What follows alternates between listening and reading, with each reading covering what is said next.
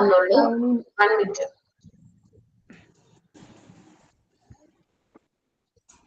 Okay.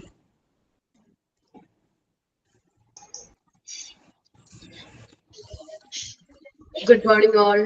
Good morning, Good ma'am. morning, ma'am. Good morning, ma'am. Good morning, ma'am. Good morning, Miss.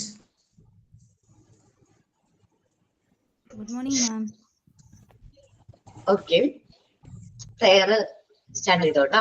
Okay. या कुन्दीन्दु तुषारहारधवला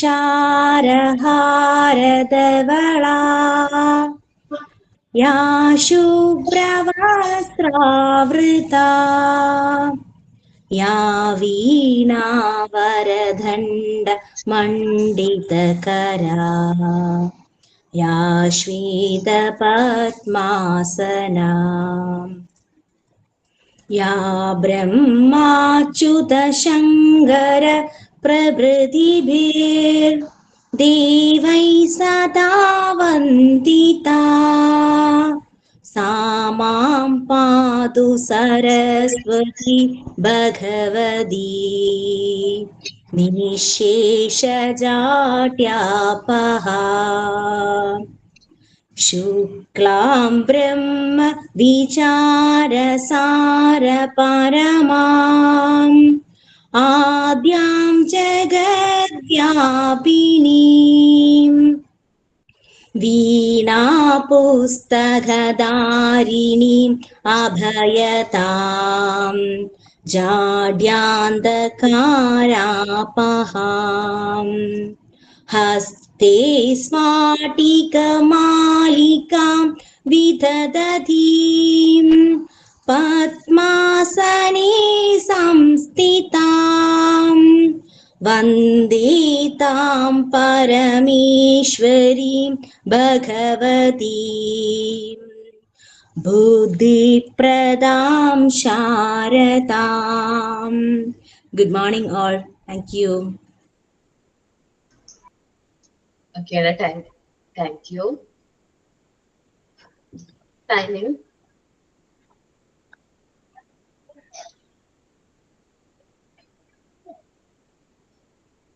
Sign ആരാണ്? കോട്ടാണ് മാം. Coat പറഞ്ഞിട്ടല്ലേ എന്ന് ഓർത്തിട്ടാണ്. Okay, okay. Quote of the day പറഞ്ഞു. Quote of the day.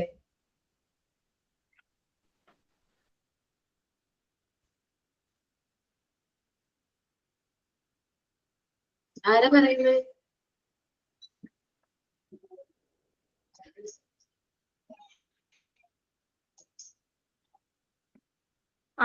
എന്നാ സൈനിനോട് പറയട്ടെ മാം. Okay പറഞ്ഞോടാ.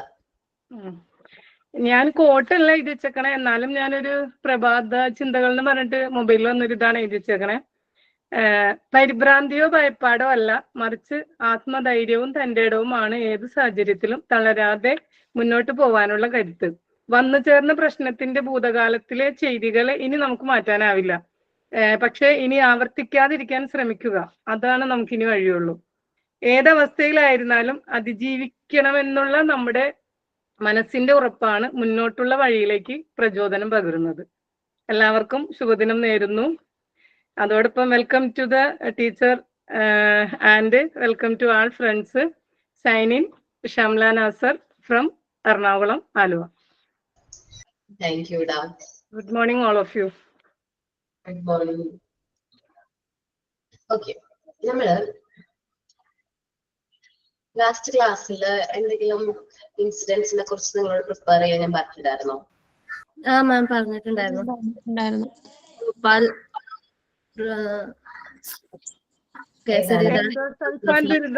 ദുരന്തം, പിന്നെ കേസരി ദാണ്ട്, ഭോപ്പാൽ ദുരന്തം അങ്ങനെ പറഞ്ഞിട്ടുണ്ടായിരുന്നു.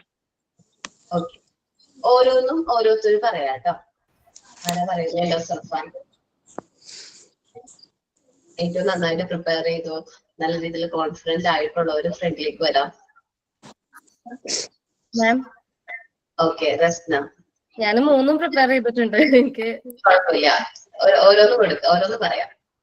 ഓക്കെ, എൻഡോസൾഫാൻ എന്ന് വെച്ചാല് കേരളത്തിൽ തന്നെ ഏറ്റവും നമ്മുടെ ഇപ്പോഴും ആളുകൾ ബുദ്ധിമുട്ട് അനുഭവിച്ചുകൊണ്ടിരിക്കുന്ന ഒരു ദുരന്തമാണ് എൻഡോസൾഫാൻ ദുരന്തം. കാസർഗോഡ് പാദ്രെ വില്ലേജിലാണ് ഈ ഒരു ഇൻസിഡന്റ് നടക്കുന്നത്. കേരള കർണാടക ബോർഡർ, അതായത് പാദ്രെ വില്ലേജ് എന്ന് പറഞ്ഞാൽ കേരള കർണാടക 20 കിലോമീറ്റർ മാത്രമേ ഒരു ബോർഡർ വ്യത്യാസമുള്ളൂ. അവിടെ സ്റ്റാർട്ടിങ് എങ്ങനെയാ വെച്ചാല് 1962 നമ്മുടെ കേരളയുടെ പ്ലാന്റേഷൻ കോർപ്പറേഷൻ എന്ന് പറയുന്ന ഒരു സ്ഥാപനം നിലവിൽ വന്നു, ഒരു കോർപ്പറേഷൻ നിലവിൽ വന്നു. അവരാണ് നാണ്യവിളകൾ, അതായത് നമ്മുടെ റബ്ബർ, തെങ്ങ് അങ്ങനെയുള്ള വിളകളുടെ മേൽനോട്ടം വഹിക്കുന്നത് ഈ പ്ലാന്റേഷൻ കോർപ്പറേഷൻ ആണ്. അപ്പോ അങ്ങനെ ഇരിക്കുന്ന സമയത്താണ് അവര് 5000 ഹെക്ടറിൽ 1978 നമ്മുടെ കാഷ്യൂ ട്രീസ് ഈ കാസർഗോഡ് നടാൻ തീരുമാനിക്കുന്നത്. അങ്ങനെ ഈ കാസർഗോഡ് ഇത് സ്റ്റാർട്ട് ചെയ്ത സമയത്ത് എല്ലാ വിളകൾക്കും വരുന്ന പോലെ തന്നെ നമ്മുടെ കാഷ്യൂ ട്രീക്ക് വരുന്ന ഒരു പ്രശ്നമായിരുന്നു ടീ മൊസ്കിറ്റോ ബഗ് എന്ന ഒരു കൊതു, അതായത് ഒരു പ്രാണി. ആ പ്രാണി അല്ല, ഒരു പുഴു പോലെ ഒരു സംഭവമാണ്. അത് അതിന്റെ ഇലയൊക്കെ തിന്ന് നശിപ്പിക്കുന്ന ഒരു പ്രശ്നം വന്നു. അങ്ങനെ ഇതിനെ നശിപ്പിക്കാൻ വേണ്ടിയിട്ടാണ് എൻഡോസൾഫാൻ എന്നുള്ള ഒരു കീടനാശിനി അവര് തളിക്കാൻ ഉദ്ദേശിച്ചത്. അതായത് കാഷ്യൂ പ്ലാന്റേഷനിൽ 1976 ഇത് സ്റ്റാർട്ട് ചെയ്തത്. പിന്നെ കൊതുകിനെ കൊല്ലാൻ വേണ്ടിയിട്ട് ഹെലികോപ്റ്റർ വഴിയാണ് അവര് എന്ത് ചെയ്തത്, ഇത് സ്പ്രേ ചെയ്തത് എന്ന് വെച്ചാല് നമ്മൾ വിചാരിക്കും 1-2 ദിവസമാണ് അവർ സ്പ്രേ ചെയ്തത്. ഒരിക്കലുമല്ല, 25 വർഷം കണ്ടിന്യൂസ് ആയിട്ട് അവര് സ്പ്രേ ചെയ്തുകൊണ്ടിരുന്നു. പിന്നെ ഇത് ലാസ്റ്റ് സ്പ്രേ, അതായത് ഇപ്പൊ ഇത് നമ്മൾ ബുദ്ധിമുട്ടൊക്കെ തുടങ്ങി ഇങ്ങനെ കണ്ടുപിടിക്കൽ തുടങ്ങിയപ്പോൾ ഇത് ലാസ്റ്റ് സ്പ്രേ ചെയ്ത ഡേറ്റ് എന്ന് പറയുന്നത് 2000 ഡിസംബറിലാണ് ലാസ്റ്റ് സ്പ്രേ. ഇനി ഇത് എങ്ങനെയാണ് ആളുകൾ കണ്ടുപിടിച്ചത് അതിനെ കുറിച്ചാണ് പറയുന്നത്. 1980s ആൻഡ് 1990s ഒരു ഗവൺമെന്റ് സ്കൂളിലെ ടീച്ചേഴ്സ്, നമ്മളെ പോലെയുള്ള ടീച്ചേഴ്സ്, അവിടെ വരുന്ന കുറച്ച് കുട്ടികൾ, അതായത് ഇപ്പൊ ഒരു പുഴയുടെ സൈഡിലുള്ള ആളുകൾക്കാണ് ഇത് ഫസ്റ്റ് പ്രശ്നം വന്നു തുടങ്ങിയത്. അപ്പോ അവിടെ വരുന്ന പുഴയുടെ ഏരിയയിൽ നിന്നും വരുന്ന കുറച്ച് കുട്ടികളിൽ കുറച്ച് അബ്നോർമാലിറ്റീസ് ഫീൽ ചെയ്തു. അവരുടെ ഹെൽത്ത് ഇഷ്യൂസ്, അവരുടെ പഠിക്കാനുള്ള കാര്യങ്ങളിലും അങ്ങനെ കുറെ കാര്യങ്ങളിൽ എന്തൊക്കെയോ പ്രശ്നങ്ങൾ അവർക്ക് ഫീൽ ചെയ്തു. അവർക്ക് ഉറപ്പാണ് ഇതൊരിക്കലും മാൽന്യൂട്രീഷന്റെ കാരണമാണോ എന്നുള്ളൊരു തോട്ട് വന്നെങ്കിലും അതുകൊണ്ടല്ല എന്ന് അവർക്ക് പിന്നീട് മനസ്സിലായി. അതുപോലെ തന്നെ ഇത് ശ്രദ്ധിച്ച വേറൊരു വ്യക്തിയുണ്ട്, അവിടെയുള്ള ഡോക്ടറാണ് മോഹൻ കുമാർ. 1982 അദ്ദേഹം അവിടെ വർക്ക് ചെയ്തുകൊണ്ടിരുന്നത്, ആ ഒരു കാലഘട്ടത്തിൽ. അപ്പൊ അദ്ദേഹം ഇതുപോലെ ഇങ്ങനെ രോഗങ്ങൾ കൊണ്ട് വരുന്ന ആൾക്കാരിൽ കണ്ടുപിടിച്ച കുറച്ച് കാര്യങ്ങളാണ് സിവിയർ ആയിട്ടുള്ള രോഗങ്ങൾ വരാൻ തുടങ്ങി. Cerebral palsy, epilepsy, liver, blood cancers, infertility among men's, അതായത് ആണുങ്ങളുടെ ഇടയിൽ കുട്ടികൾ ഉണ്ടാവാതൊക്കെ ഉള്ള അവസ്ഥ. അതുപോലെ തന്നെ വുമൻസിനാണെങ്കിൽ ഇറഗുലർ ഹോർമോണൽ ചേഞ്ചസ്, അവർക്ക് പ്രഗ്നൻസി അബോർഷൻ ആവുക, അങ്ങനെയുള്ള ഒരുപാട് കേസസ് ആ ഒരു പെർട്ടിക്കുലർ ഏരിയയിൽ നിന്ന് കൂടുതൽ വരാൻ തുടങ്ങി. അങ്ങനെയാണ് നമ്മൾ ഈ ഒരു എന്താണ് പ്രശ്നം എന്ന് മനസ്സിലാക്കാൻ വേണ്ടിയിട്ട് ഇതിനെ കുറിച്ച് പഠിക്കാനും ഒക്കെ തുടങ്ങി. അങ്ങനെ മനസ്സിലാക്കി നമ്മുടെ എൻഡോസൾഫാൻ തളിക്കുന്നത് കൊണ്ടാണ് ഇങ്ങനെ ഒരു ഇഷ്യൂസ് വരാൻ തുടങ്ങിയതെന്ന്.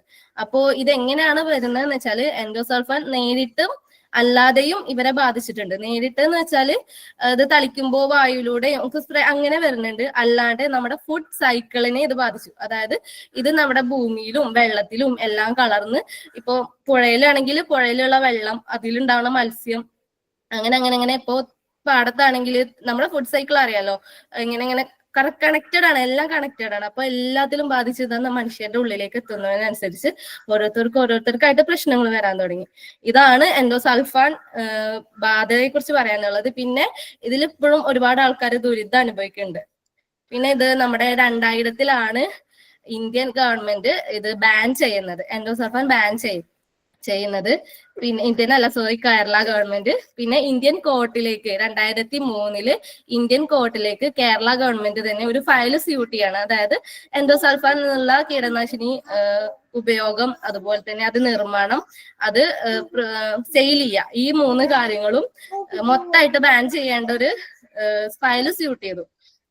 2003 കേരള ഗവൺമെന്റ് അത് സ്യൂട്ട് ചെയ്തത്. Then 2011 Stockholm conventions on persistent organic pollutant എന്ന് പറയുന്ന ഒരു സംഘടനയുണ്ട്. അവർ ഇതിനെക്കുറിച്ച് കൂടുതൽ പഠിച്ചു. അതായത് ഇത് എലിമിനേറ്റ് ചെയ്യേണ്ട ഒരു കാര്യം തന്നെയാണ് എന്നുള്ളതിനെ കുറിച്ച് കൂടുതൽ അവർ പഠിച്ചു. ദെൻ 13/2011 നമ്മുടെ എൻഡോസൾഫാൻ മൊത്തത്തിൽ സെയിലും യൂസും അതുപോലെ തന്നെ പ്രൊഡക്ഷനും എല്ലാം ബാൻ ചെയ്തു. അങ്ങനെയാണ് ഇത് ബാൻ ആയത്. പിന്നെ നമുക്കിപ്പോ നഷ്ടപ്പെട്ടു പോയവർക്കും ഇപ്പൊ ദുരിതം അനുഭവിച്ചിരിക്കുന്നവർക്കും ഒരിക്കലും നമുക്ക് അങ്ങനെ അവർക്ക് എന്നാലും അത് ഒരു മരണം വരെ അത് അവർ അനുഭവിക്കണം. പിന്നെ ഹൈക്കോടതി ജാനുവരി 2017 5 ലക്ഷം രൂപ നഷ്ടപരിഹാരം, അതുപോലെ തന്നെ അവരുടെ ലൈഫ് ലോങ് അവർ ജനിച്ചത് മുതൽ അവരുടെ മരണം വരെയുള്ള എല്ലാ ചികിത്സയും അവർക്ക് ഫ്രീ ആയിട്ട് കൊടുക്കുവാൻ തീരുമാനിച്ചു. അതുപോലെ തന്നെ മന്ത്ലി ഒരു 1200 രൂപയോളം അവർക്ക് പെൻഷൻ കിട്ടുന്നുണ്ട്. അതർ സൈഡ് നോക്കിയാൽ അത് അവർക്ക് കിട്ടണമെങ്കിൽ അവർ മാസം മാസം സമരം ചെയ്യേണ്ട ഒരു അവസ്ഥയാണ്, പൈസ കയ്യിൽ കിട്ടണമെങ്കിൽ. അതൊരു മറ്റൊരു സൈഡാണ് ഇതിന്റെ.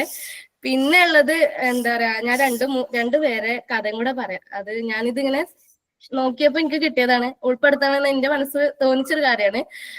അലിമത്ത് ഷംന എന്ന് പറയുന്ന ഒരു കൊച്ചുകുട്ടി, എന്റെ മോളുടെ അത്രയ്ക്ക് അത്രയില്ല കണ്ടാല്. ആള് കുഞ്ഞമ്മടിയിൽ ഇങ്ങനെ ഇരിക്കുകയാണ്. ആൾക്ക് ഈ ഒരു ഏജിന്റെ ടൈമില് 25 ഓപ്പറേഷൻസാ കഴിഞ്ഞ്, 25. അതായത് ആളുടെ ബോൺസ് മൊത്തം ഇങ്ങനെ പൊടിഞ്ഞു പോയോണ്ടിരിക്കുകയാണ്. ആളുടെ ശരീരം മൊത്തം സ്റ്റീലാണ്. ആ സ്റ്റീൽ എന്ന് വെച്ചാല് 5 വർഷം കൂടുമ്പോൾ അത് മാറ്റിക്കൊണ്ടിരിക്കണം. ആ ഒരു പൊന്നുമോൻ അതിന്റെ മരണം വരെ വേദന തിന്നുകൊണ്ടിരിക്കുകയാണ്. അതുപോലെ തന്നെ നന്ദന എന്ന് പറഞ്ഞൊരു കൊച്ച്, 18 വയസ്സായിട്ടുണ്ട് ആൾക്ക്. പക്ഷെ ഇപ്പം 2 വയസ്സുകാരിയുടെ ബുദ്ധി മാത്രമേ ഉള്ളൂ. ആളും ഇതുപോലെ തന്നെ ആളുടെ വീട്ടിലാണെങ്കിലും അവരൊക്കെ ഈ പാവപ്പെട്ട ആൾക്കാരാണ് ശരിക്കും ഇതിൽ ഒരുപാട് ദുരിതം അനുഭവിക്കുന്നത്. അവർക്ക് മക്കളെ നോക്കാൻ പറ്റാതെ, പണിക്കും പോകാൻ പറ്റാതെ എല്ലാവരും ഇതിങ്ങനെ നരക ജീവിതം അനുഭവിച്ചുകൊണ്ടിരിക്കുകയാണ്. ശരിക്കും മനുഷ്യന്റെ ലാഭക്കൊതി കൊണ്ട് മാത്രം സംഭവിച്ച ഒരു മഹാ ദുരന്താണ് ഇത് എൻഡോസൾഫാൻ. ഇത്രയുള്ളൂ മാം.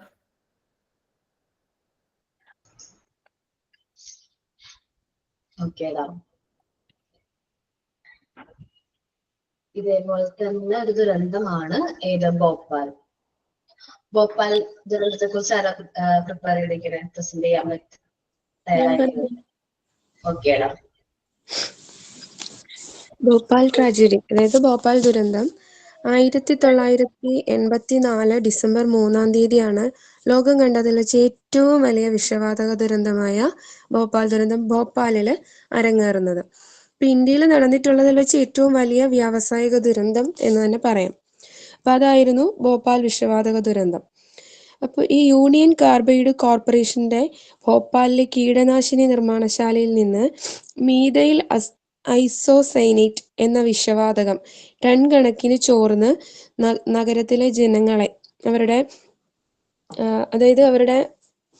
നഗരത്തിലെ തന്നെയല്ല, ഗ്രാമവാസികളാണെങ്കിലും എല്ലാവരെയും ബാധിച്ചിരുന്ന ഒരു ഭീഷണിയായിട്ട് മാറി.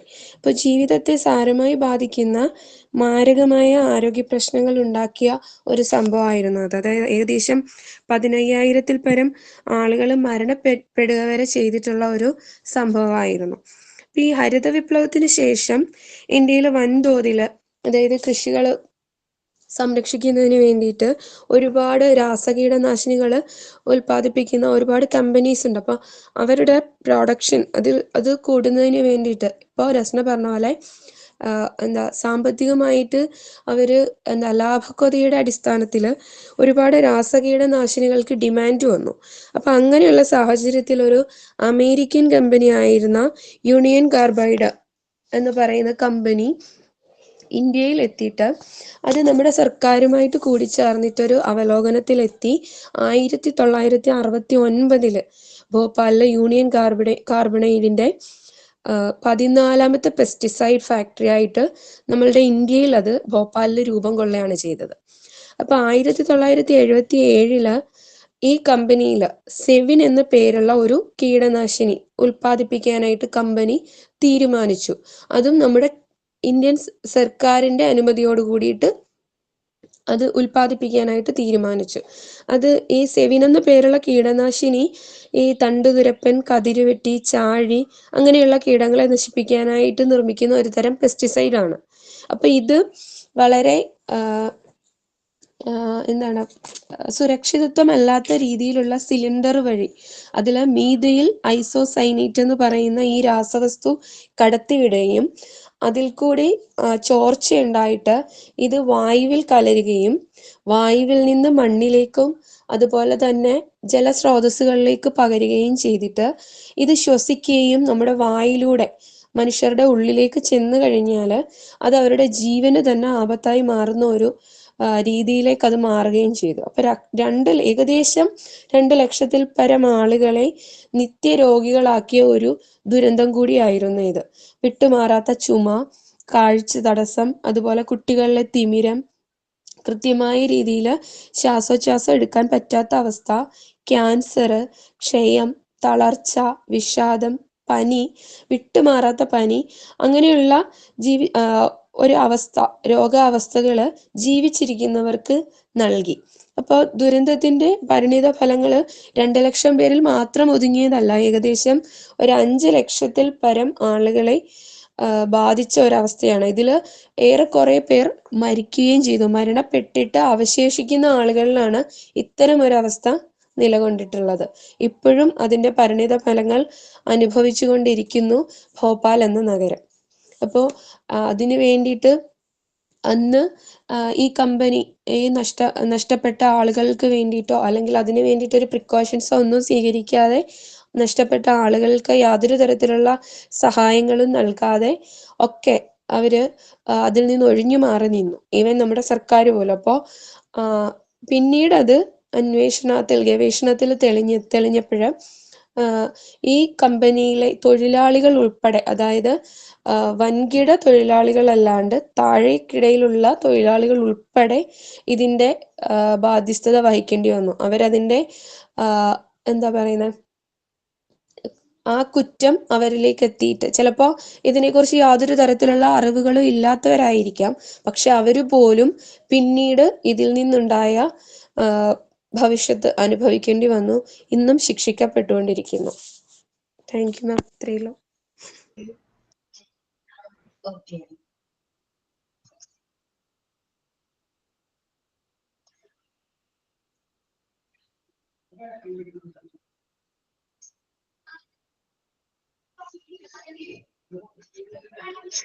ഓക്കെ, നെക്സ്റ്റ് കേസരി ദാൽ അല്ലേ?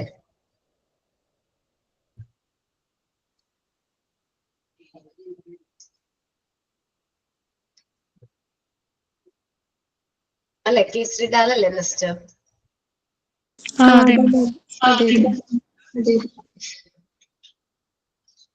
ആരാണ് പ്രസന്റ് ചെയ്യുന്നത്?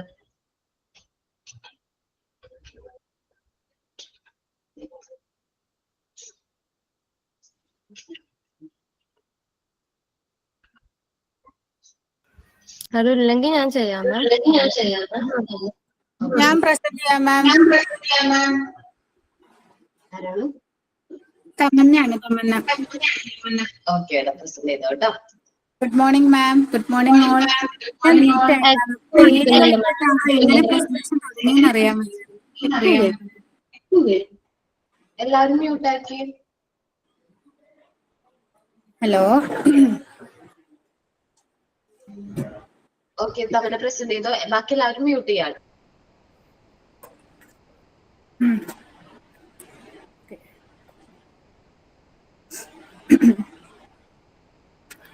Kesari dal.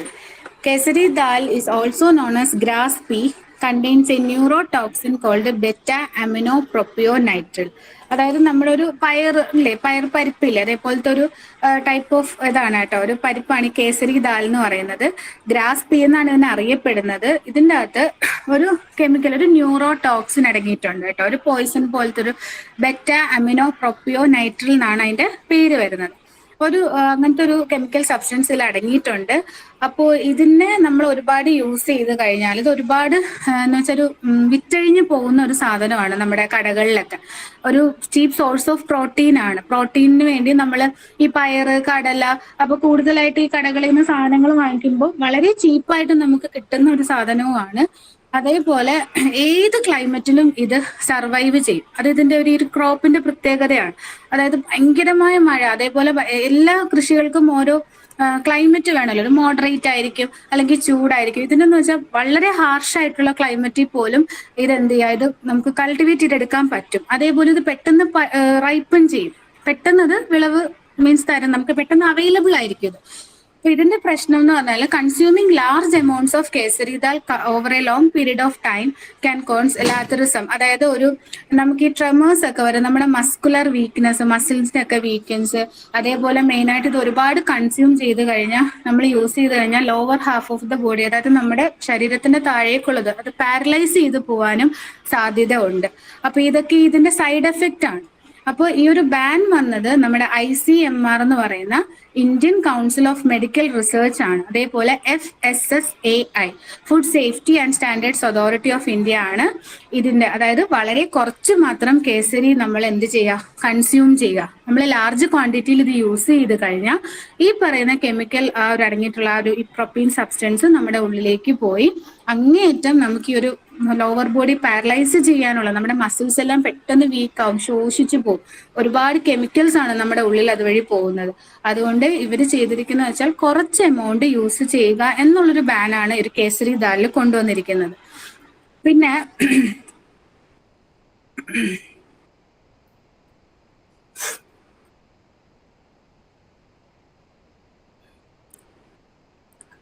ഓക്കെ, ഇപ്പൊ ഈ പറഞ്ഞ പോലെ തന്നെ ഈ ഇന്ത്യൻ ഗവൺമെന്റ് ഇതിന്റെ സെയിലും സ്റ്റോറേജും Kesari under the prevention of food adulteration act, ആ ഒരു ആക്ടും ഈ സെയിം കേസരി ദാലിൽ പാസ് ചെയ്തിട്ടുണ്ട്.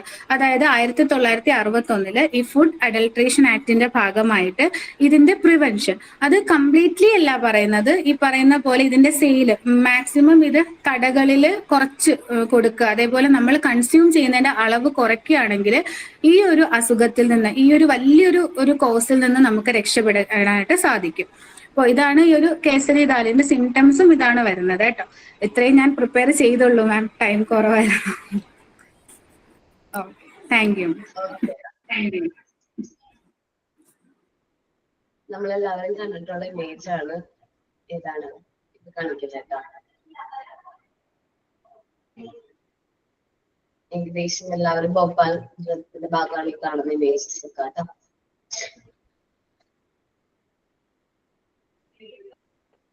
ആ കാറ്റ് ഫുള്ളും ആ ഒരു ചേരി പ്രദേശത്തേക്കാണ് വീശിയത്. സാധാരണക്കാരൻ എല്ലാ ഫാക്ടറി തന്നെ ഡെയിലി വേജസിന് ജോലി ചെയ്യുന്ന ഭൂരിഭാഗം തൊഴിലാളികളുടെ വീടും ഈ ഒരു പ്രദേശത്തായിരുന്നു. സോ ആ സാധാരണക്കാർക്കാണ് ഇങ്ങനൊരു ദുരന്തം സംഭവിച്ചത്. ഒറ്റ രാത്രി ഉറങ്ങി എഴുന്നേറ്റപ്പോഴേക്കും അവരുടെ കൂടെ ഉള്ളവര് ഒരുപാട് പേര് നഷ്ടപ്പെട്ടു പോയ ഒരു ദുരന്തമായിരുന്നു. ശരിക്കും പറഞ്ഞാൽ അവർക്ക് കൺട്രോൾ ചെയ്യാൻ, നേരത്തെ അത് പറയുകയാണെങ്കിൽ അവർക്ക് അവിടെ നിന്ന് ആൾക്കാരെ മാറ്റാനും ഇത്രയും പേരുടെ ലൈഫ് രക്ഷപ്പെടുത്താനും പറ്റുമായിരുന്നു. പക്ഷെ അവർക്ക് കൺട്രോൾ ചെയ്യാൻ പറ്റുന്നതിനുള്ള ഓവർ കോൺഫിഡൻസ് കാരണം പുറത്തേക്ക് വിടാനും ന്യൂസ് പുറത്തേക്ക് വിട്ടില്ല. ദെൻ അവരത് അവന് കൺട്രോൾ ചെയ്യാൻ പറ്റാതെ ആയപ്പോ ആണ് ഈ ഒരു ദുരന്തം സംഭവിച്ചത്. ശരിക്കും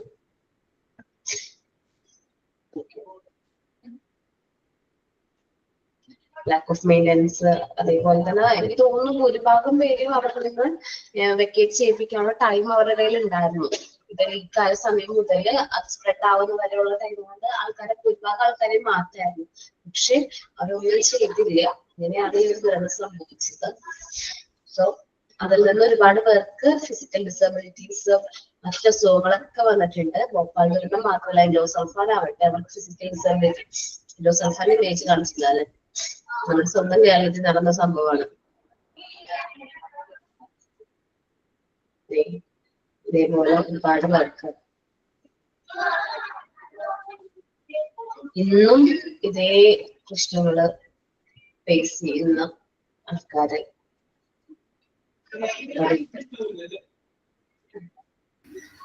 മാം, ഇത് നമ്മള് ഇതിനെ കുറിച്ച് സെർച്ച് ചെയ്യും, ഇങ്ങനെ കാണുമല്ലോ എന്റെ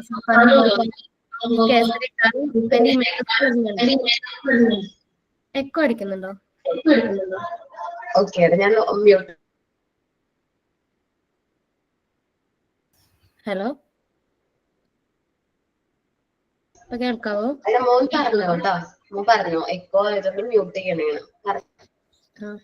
അപ്പൊ ഞാൻ കുറച്ച് ഫോട്ടോസ്, അതായത് ഇപ്പോ ഭോപ്പാൽ ദുരന്തത്തെ കുറിച്ച് ഞാൻ ഇതിന്റെ മുന്നേ തന്നെ ഒരുപാട് കേട്ടിട്ടുണ്ട്. അതായത് നമ്മുടെ സഫാരി ചാനൽ ഉണ്ടല്ലോ, അതില് സന്തോഷ് ജോർക്കുളങ്ങരയുടെ ഒരു ഫേസ് ടു ഫേസ് പറഞ്ഞിട്ട് ഒരു പ്രോഗ്രാം ഉണ്ട്. അതിലൊരാൾ വന്നിട്ടുണ്ടായിരുന്നു. ആള് ഈ സമയത്ത് അവിടെ ഉണ്ടായിരുന്ന ആളാ. ഇപ്പൊ ഗ്യാസ് ലീക്കിന്റെ സമയത്ത് അവിടെ നിന്ന് ഓടി രക്ഷപ്പെട്ട ഒരാളാണ്.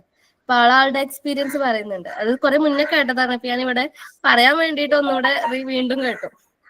അതിൽ പറയുന്നുണ്ട് ആള് ഉറക്കത്തിൽ നിന്ന് എണീറ്റ് ഓടാണ് പെട്ടെന്ന് ഇങ്ങനെ പിന്നെ സൈറൻ കേട്ടിട്ട്. അപ്പൊ അയാളുടെ തൊട്ട് പുറകിൽ ഒരാള് ആടിനെ ഇങ്ങനെ കയ്യിൽ പിടിച്ചിട്ടാണ് ഓടുന്നത്. ഓടുന്ന സമയത്ത് ആള് വൊമിറ്റ് ചെയ്തുകൊണ്ടിരിക്കുക. ഇങ്ങനെ വൊമിറ്റ് ചെയ്യുന്നുണ്ട്, ഓടുന്നുണ്ട്. പിന്നെ ഒരു 5 മിനിറ്റും കൂടെ പുറകെ ഓടിയതിനു ശേഷം അയാൾ വീണ് സ്പോട്ടിൽ അയാൾ മരിച്ചു. അതുപോലെ ഈ മരിച്ച ആളുകളോടൊക്കെ ഗവൺമെന്റ് ചെയ്തൊരു ക്രൂരത ഉണ്ട്. മരിച്ചവരും മരിക്കാത്തവരെയും ഒന്നിച്ച് കൊണ്ടുപോയിട്ട് അവിടെ പുഴയിൽ തള്ളുക ചെയ്തത് ഗവൺമെന്റ് ചെയ്ത ഏറ്റവും വലിയൊരു ക്രൂരതയാണ് അത്. അതുപോലെ ഇയാൾ പറയുന്നുണ്ട് എല്ലാരും റോഡ് സൈഡിലൊക്കെ കിടക്കണ ഒരുപാട് പേര് റെയിൽവേ സ്റ്റേഷനിൽ. ഞാൻ ഈ ഭോപ്പാൽ ദുരന്തത്തെ കുറിച്ചൊന്ന് പറയട്ടെ മാം. ഞാൻ കുറച്ചധികം എഴുതി വെച്ചിട്ടുണ്ടായിരുന്നു.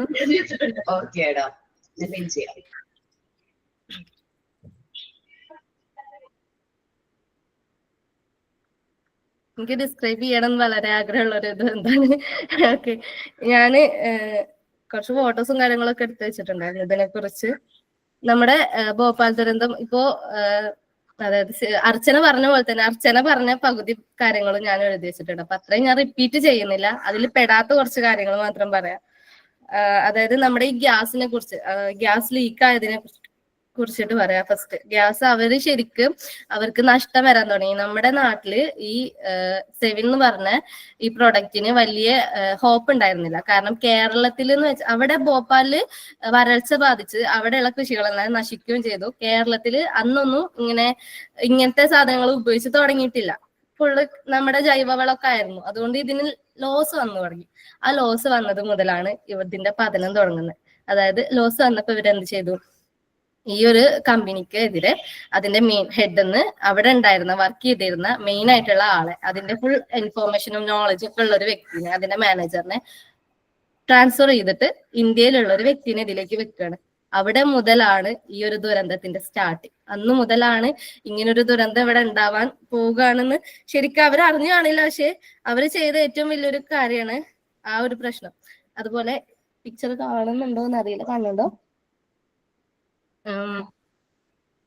E10 എന്ന് പറയുന്ന ടാങ്ക് ആണ് ഇത്. ഈ ടാങ്കിൽ നിന്നാണ് അത്രയും വലിയ ആ ഒരു വിഷം പുറത്തേക്ക് വന്നത്. വേറെ ഉണ്ട്, ഒരു മിനിറ്റ്.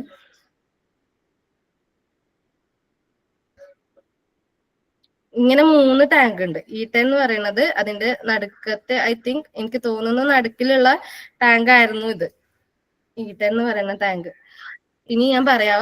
അതായത് നമ്മുടെ ഈ സെവിൻ ഉൽപ്പാദിപ്പിക്കേണ്ടത് ശരിക്കും ഇവിടെ ചെറിയൊരു 2000 കപ്പാസിറ്റി ഒക്കെ ഉള്ള ഒരു ടാങ്കിൽ ഇത് ഉൽപ്പാദിപ്പിച്ചിരുന്നെങ്കിൽ ഒരിക്കലും ഈ ഒരു പ്രശ്നം അവിടെ ഉണ്ടാവില്ലായിരുന്നു.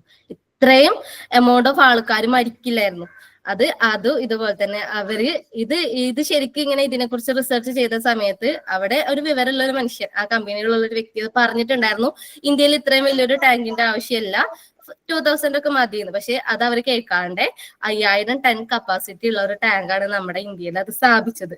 ആ സ്ഥാപിക്കാനുള്ളത് ശരിക്കും ഈ സെവിന് നിർമ്മിക്കാൻ വേണ്ടത് MICU നാപ്തോൾ എന്ന് പറഞ്ഞിട്ടുള്ള ഒരു 2 കെമിക്കലാണ്. അതിൽ MIC ആണ് ഏറ്റവും വലിയ പോയിസൺ ആയിട്ടുള്ളത്. പിന്നെ 610, 611, 619 എന്നിങ്ങനെ 3 ടാങ്കുകളാണ് ശരിക്കും അവിടെ അവർ സ്ഥാപിച്ചത്. അതിൽ ശരിക്ക് 67,000 ലിറ്റർ കപ്പാസിറ്റി ഉള്ള ടാങ്കുകളായിരുന്നു ഇത് 3. അത് ശരിക്കും നമ്മുടെ ഭൂമിയുടെ അടിയിലായിരുന്നു ഈ 3 ടാങ്കുകളും ഉണ്ടായിട്ടുണ്ടായിരുന്നത്. ശരിക്കും ഈ MIC എന്ന് പറയുന്നത് അതിന്റെ കണക്കനുസരിച്ച് 5 ppm മുകളിൽ വന്നാല് ശരിക്കും അത് നമുക്ക് ഭയങ്കര ഡേഞ്ചറാണ്. അതന്ന് അതിലേറെ ഒരുപാട് എക്സ്ട്രാ ആണ് നമ്മുടെ പുറത്തേക്ക് വന്നത്. പിന്നെ ഇതിനെ കുറിച്ച് പറയുകയാണെങ്കിൽ ഞാൻ പറഞ്ഞില്ലേ ഇന്ത്യയിലുള്ള ഒരു വ്യക്തിനെയാണ് ഇൻചാർജ് ആക്കിയതെന്ന്. അദ്ദേഹത്തിന്റെ പേര് BM ചക്രവർത്തി എന്നാണ്.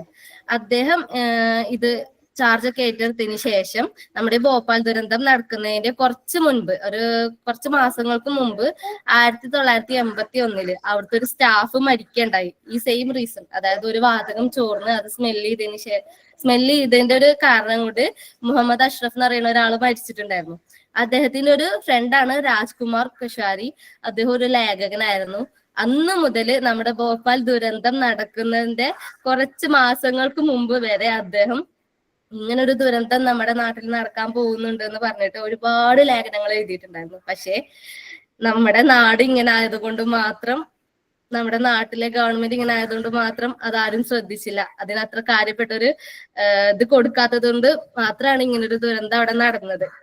പിന്നെ ഇവര് ഇങ്ങനെ അതായത് കോസ്റ്റ് ഓഫ് മെയിൻ്റനൻസ് എത്രത്തോളം കുറയ്ക്കാൻ പറ്റുമെന്ന് അങ്ങനെ അതായത് വളരെ നഷ്ടത്തിൽ പോയിക്കൊണ്ടിരിക്കല്ലേ. അപ്പൊ ഇവരെന്ത് ചെയ്തു, മെയിൻ്റനൻസ് ഇങ്ങനെ കറക്റ്റ് നമ്മൾ ആ രീതിക്ക് കൊണ്ടുപോവുകയാണെങ്കിൽ ഇതൊരിക്കലും ഇങ്ങനെ വരില്ലായിരുന്നു. അവരെന്ത് ചെയ്തു, സ്റ്റീല് അതായത് ഏറ്റവും സ്റ്റെയിൻലെസ് സ്റ്റീലോ അങ്ങനെ എന്തോ ആണ് ശരിക്കും ഇതിൽ വേണ്ടത്. അത് മെയിൻ്റനൻസ് ഇപ്പോൾ കേട് വന്ന ഭാഗം മാറ്റുമ്പോൾ ഇവരെന്ത് ചെയ്തു, നോർമൽ സ്റ്റീല്, അതായത് ഇപ്പോൾ അത്ര ക്വാളിറ്റി ഇല്ലാത്ത ആ പൈപ്പിനൊക്കെ ഇങ്ങനെ ഓരോ പോർഷൻസ് കേട് വരുമ്പോഴൊക്കെ അവരിങ്ങനെ മാറ്റി വെക്കുന്നതൊക്കെ ഇതുപോലുള്ള സാധനങ്ങളാണ്.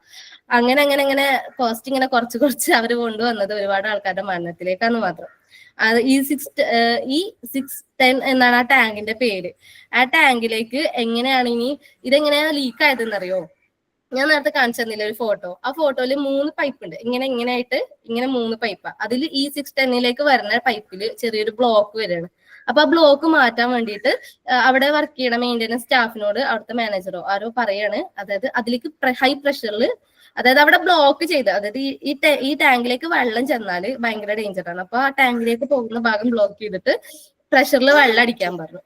ഇവര് അതുപോലെ തന്നെ മെയിൻ്റനൻസിന്റെ ഭാഗമായി ചെലവ് വെട്ടിച്ചൊരുക്കിയ സമയത്ത് ഈ ടാങ്കിലേക്ക് വെള്ളം കിടക്കുന്ന ആ ബ്ലോക്ക് ഉണ്ടല്ലോ, ആ വാൽവ് അവര് മാറ്റിയിട്ടുണ്ടായിരുന്നു.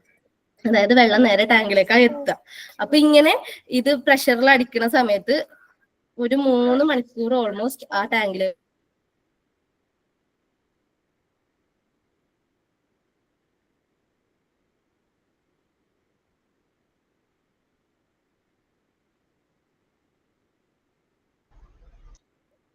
ഓക്കെ, പറയുന്ന കേൾക്കാൻ പറ്റുന്നുണ്ടോ റസ്ന? ഇല്ല മിസ്സേ, കട്ടായി മാം, കട്ടായി. വോയിസ് കട്ടായി. ഓക്കേടാ. മിസ്സേ, ഭോപ്പാൽ ട്രാജഡി അല്ലായിരുന്നോ പറഞ്ഞിരുന്നത്? അതെ, അതില് ഒരു ഗുലാം ദസ്തഗീർ വരുന്ന റഫറീഡ് ആയിട്ടുണ്ട്. കറക്റ്റ് ആണോ? നോട്ട് ചെയ്തിരുന്നു. എനിക്ക് ഒരുപാട് പേരുണ്ട് ഭോപ്പാൽ ദുരന്തത്തിനെ കുറിച്ച് ആർട്ടിക്കിൾ എഴുതിയതാണോ? അല്ല, അവിടുത്തെ ഒരു ഹീറോ എന്ന് തന്നെ അറിയപ്പെട്ട നമ്മുടെ ടെക് വരുന്നുണ്ടല്ലേ? ആയിക്കോട്ടെ, ഞാനൊരു മ്യൂട്ട് ചെയ്യാം കേട്ടോ. നെറ്റ് പോയി. ഓക്കെ, കണ്ടിന്യൂ ചെയ്യുന്നുണ്ടോ? ആ മുഴുവനാക്കല്ലേ? ഓക്കേടാ, എന്നിട്ട് തന്നെ പറയാം കേട്ടോ. ഓക്കെ. ആ വാൽവിലേക്കുള്ള പ്രഷർ കാരണം വെള്ളം നന്നായിട്ട് നമ്മുടെ ടാങ്കിലേക്ക് വന്ന് ഈ 610 എന്നുള്ള ടാങ്കില് ഭയങ്കരമായിട്ട് കെമിക്കൽ റിയാക്ഷൻ വരാൻ തുടങ്ങി. അപ്പൊ ഇങ്ങനെ അവര് നമ്മുടെ ഈ ഇത് നോക്കുന്ന ആളുണ്ടല്ലോ, ആള് ഇങ്ങനെ നോക്കുന്ന സമയത്ത് ഈ പ്രഷർ ഇങ്ങനെ വേരിയേഷൻ വരാൻ തുടങ്ങി. പക്ഷെ ആ നോക്കിയ സമയത്ത് പ്രഷർ വേരിയേഷൻ എന്ന് വെച്ചാൽ നോർമൽ നമുക്ക് കൺട്രോൾ ചെയ്യാൻ പറ്റുന്ന രീതിയിലുള്ള പ്രഷർ വേരിയേഷൻ മാത്രമേ ഉണ്ടായിട്ടുണ്ടായിരുന്നു. പിന്നീട് അവരുടെ സ്റ്റാഫിന്റെ ടീ ബ്രേക്ക് അങ്ങനെ ഒരു മണിക്കൂർ 1.5 മണിക്കൂറോളം അവരിത് മെയിൻറ്റെയിൻ ചെയ്യാതെ നിന്നു. ആ സമയത്ത് ചിലപ്പോൾ നോക്കിയിരുന്നെങ്കിൽ അവർക്ക് എന്തെങ്കിലും ചെയ്യാൻ പറ്റുന്ന ഒരു സാഹചര്യം ആയിരുന്നു. അവര് അതൊക്കെ കഴിഞ്ഞ് പിന്നീട് വന്ന് നോക്കുമ്പോൾ പ്രഷർ ഭയങ്കര ഇരട്ടിയുടെ അടുത്ത്, അത് അവരുടെ കയ്യിൽ നിൽക്കാത്ത അത്രയും ലെവലിലേക്ക് വന്നിട്ടുണ്ടായിരുന്നു. അപ്പൊ ഇയാൾ ഓടിപ്പോയിട്ടും എന്താ ചെയ്യേണ്ടത് നോക്കാൻ വേണ്ടിയിട്ട് ആ ടാങ്കിന്റെ സ്ലാബ് ഉണ്ടല്ലോ, അത് ഭൂമിയുടെ അടിയിലാണ് ഇത് കിടക്കുന്നത്. അപ്പൊ അതിന്റെ സ്ലാബിന്റെ മുകളിൽ വന്നിട്ട് പൈപ്സിലൊക്കെ എന്താ സംഭവിച്ചു നോക്കുകയാണ്. അതിന്റെ ആ സമയത്ത് ഇതിന്റെ അടിയിൽ ഇങ്ങനെ കുമിളകൾ പൊട്ടുന്ന ശബ്ദം കേൾക്കാൻ തുടങ്ങി. ഇയാള് പേടിച്ചിട്ട് ഇറങ്ങി ഓടാൻ നോക്കുന്ന സമയത്ത് തന്നെ ഇത് ബ്രേക്ക് ആവാണ്. സ്ലാബ് ബ്രേക്കായി അതിൽ നിന്നും വാതകം മുകളിലേക്ക് വരാൻ തുടങ്ങി. അപ്പോഴേക്കും ഇയാൾ ഇറങ്ങി ഓടിയിട്ടുണ്ടായിരുന്നെങ്കിൽ പോലും അയാളുടെ ഷൂ ഒക്കെ നന്നായിട്ട് പൊള്ളിയിട്ട് ചൂടായിട്ട് ഉരുകുന്ന അങ്ങനെ ഒരു അവസ്ഥ എത്തി. പിന്നെ നോക്കുമ്പോൾ നമ്മുടെ ഈ ഫാക്ടറിയുടെ ഇങ്ങനെ മുകളിൽ ഇങ്ങനെ വെള്ള മേഘം പോലെ ഇങ്ങനെ ഈ ഇത് നിൽക്കാണ്. പിന്നെ അവർക്ക് പിന്നെ ഒന്നും ചെയ്യാൻ കഴിയില്ലല്ലോ. അവർക്ക് ഓടി കുറെ പേര് രക്ഷപ്പെട്ടു. അതിലുള്ള ഒരു സ്റ്റാഫ് ഞാൻ നേരത്തെ പറഞ്ഞില്ല സഫാരിയിൽ പറഞ്ഞു, അയാളുടെ കൂടെ താമസിക്കുന്ന ഒരാൾ ഇതിന്റെ വർക്കിംഗ് സ്റ്റാഫ് ആയിരുന്നു. അയാൾ എന്താ ചെയ്തെന്ന് വെച്ചാൽ ഓടിപ്പോയിട്ട് അടുത്തുള്ള ആ ട്രെയിനിന്റെ കഥ ഞാൻ പറയാം, ആ സമയത്ത് പറയാം. അതായത് ഇതിങ്ങനെ എന്താ മേഘങ്ങൾ ഇങ്ങനെ വന്നിട്ട് നേരെ നമ്മുടെ ചേരിയിലുള്ള ഭാഗത്തൊക്കെ പോയത്. ചേരി ആ ഒരു ഏരിയ, അതായത് ഇപ്പൊ ഈ നമ്മുടെ ഈ ഫാക്ടറിയുടെ തൊട്ടടുത്തുള്ള 2 സാധനങ്ങൾ, ഒന്ന് ഈ ചേരിയും പിന്നെ നേരെ റെയിൽവേ സ്റ്റേഷനുമാണ്. ഈ 3 സാധനങ്ങളും അടുത്തടുത്താണ്. അപ്പൊ നേരെ ചേരിയിൽ പോയി, ചേരിയിലുള്ള ആൾക്കാരുടെ അവസ്ഥ അറിയാലോ, അവരുടെ ചെരുപ്പ് തുന്നുന്ന ആൾക്കാര്, അങ്ങനെ ഏറ്റവും ലോവർ ലെവലിൽ താമസിക്കുന്ന, ഏറ്റവും എന്താ പറയാ, ഇപ്പൊ ഈ AC അകത്തൊക്കെ ഫുൾ എയർ കണ്ടീഷണഡ് ആയിട്ടുള്ള സ്ഥലത്താണെങ്കിൽ ചിലപ്പോ ഈ വാതകം അവരുടെ അടുത്ത് എത്തില്ലായിരുന്നു. അങ്ങനെ അല്ലാത്തത് കൊണ്ട് മാത്രം ഇങ്ങനെയുള്ള ആളുകൾ ഒരുപാട്, അവരൊക്കെ ഈ സ്മെല്ലും കണ്ണു നീറുന്നതും എന്താണെന്ന് അറിയില്ലല്ലോ, പെട്ടെന്ന് നീറ്റിട്ട് ഇതുണ്ടാകുന്ന ആൾക്കാരൊക്കെ എന്താ ചെയ്തതെന്ന് വെച്ചാല് നേരെ ഫാക്ടറിയുടെ സൈഡിലേട്ടാ ഓടിയത്. ആദ്യം ഇത് എഫക്ട് ചെയ്ത ആൾക്കാർ മൊത്തം ഫാക്ടറിയുടെ അടുത്ത മതി. അപ്പൊ അവർക്ക് ഏറ്റവും കൂടുതൽ വീണ്ടും ഈ വാതകം ശ്വസിച്ച് സ്പോട്ടിൽ എല്ലാവരും മരിച്ചുപോയി. പിന്നെ മരണപ്പെടാത്ത ആളുകള് നരകിച്ചിട്ടാണ് മരണപ്പെട്ടത്. അത്രയും ബുദ്ധിമുട്ട്, അവരുടെ ഉള്ളിലുള്ള എല്ലാ ഓർഗൻസും ഫെയിലായി, എന്താ പറയാ, നരകവേദന, അത്രയും വേദനകൾ അനുഭവിച്ചിട്ടാണ് അവരൊക്കെ മരിച്ചത്. ഇതിൽ നമ്മൾ ഒരിക്കലും ഇപ്പൊ നമ്മുടെ ഗവൺമെന്റ് മറന്നുപോയ ഒരു വ്യക്തിയാണ് റെയിൽവേ സ്റ്റേഷനിൽ ഉണ്ടായിരുന്ന VK Sharma, railway master, station master. അദ്ദേഹത്തിന്റെ VK ശർമ്മനെ കുറിച്ച് ഇപ്പൊ പിന്നെ കുറെ ആളുകൾ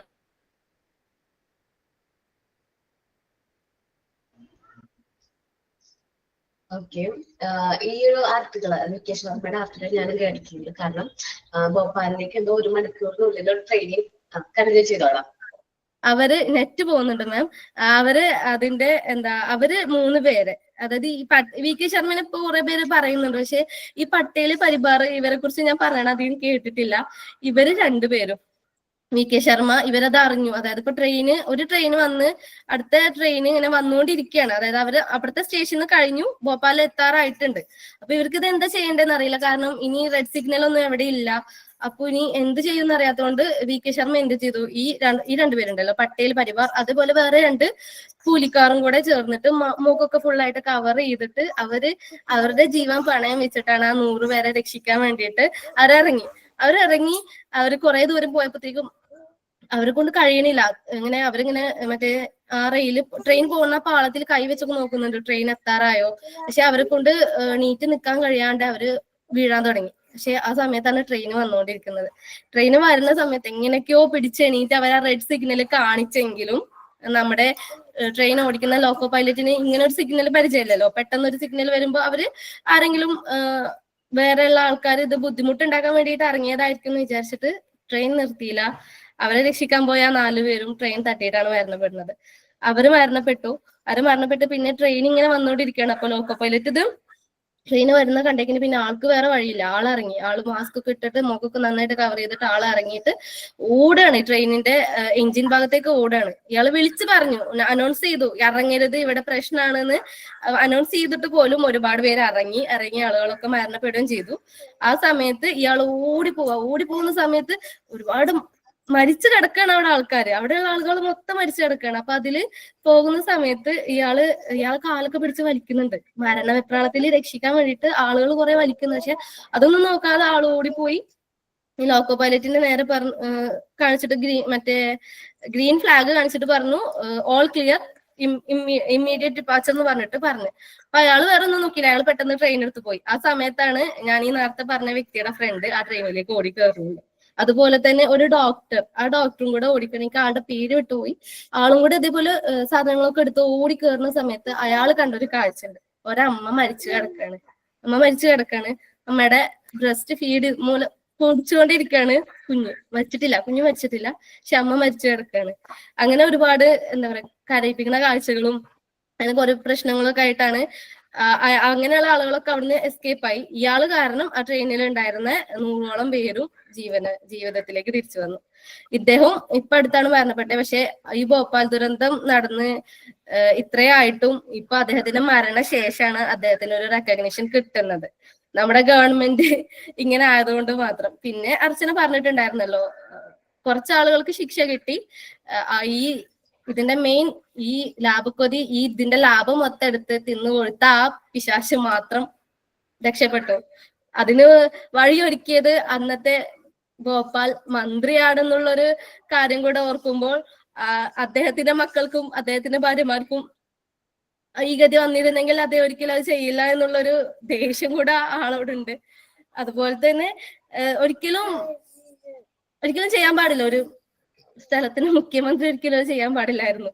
അയാൾ ഇപ്പൊ അടുത്ത അയാളുടെ വാർദ്ധക്യ സഹജമായ രോഗങ്ങൾ കൊണ്ട് മാത്രം മരണപ്പെട്ടതാണ്. അവരിത് ക്ലെയിം ചെയ്യാണ്ടിരിക്കുക, അതായത് ഇപ്പൊ നമുക്ക് നഷ്ടപരിഹാരം ക്ലെയിം ചെയ്യാണ്ടിരിക്കാൻ വേണ്ടിയിട്ട് അവര് പറഞ്ഞൊരു കാര്യമുണ്ട്, ഭീകരവാദികൾ ചെയ്തതാണ് ഇത്.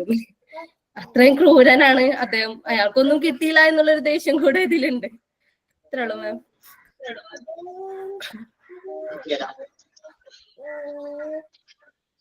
തമ്മനെ എന്താ പറയാൻ വന്നില്ലേടാ?